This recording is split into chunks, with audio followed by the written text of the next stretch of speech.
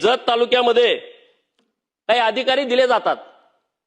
जो कोणी अँटी करप्शनला सापडला पाठवा त्याला जतला, जो कोणी दारू पितोय नोकरी येतलाय शिक्षा म्हणून त्याला पाठवा जतला, जो कोणी आगाऊपणा करतोय तक्रार आली पाठवा जतला। माझी विनंती आहे तुम्हाला, जत काय हे काळ्या पाण्याची शिक्षा देण्याचं ठिकाण नाही। अधिकाऱ्यांनी इथून पुढे कुठलाही असा चुकीचा अधिकारी जतला पाठवू नये। तिकडे कुठं तुम्हाला पाठवायचं तिकडे पाठवा। जत हे काय शिक्षेचं केंद्र नाही।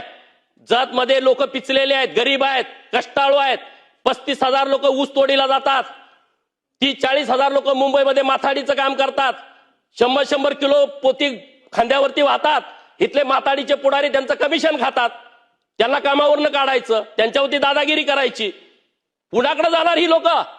आज मुंबईमध्ये माथाडीमध्ये माझ्या मतदारसंघातील लोक आहे, त्यांना तुम्ही नोकऱ्यावरून डायरेक्ट काढून टाकता, कुणाची तरी पुढाऱ्यांची सेटलमेंट करता। त्या लोकांनी कुणाकडे जायचं, कुणाशी बोलायचं?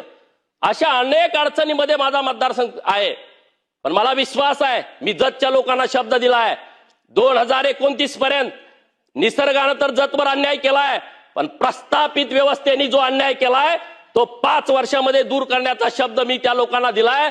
अध्यक्ष महोदय, माझी तुम्हाला विनंती आहे, आपल्या माध्यमातून सरकारला तुम्ही सूचना द्या। या जिल्ह्यामध्ये प्रस्थापित व्यवस्थेने प्रचंड अन्याय केला। जिल्ह्यामध्ये 2 भाग आहे, एक सुपीक भाग आहे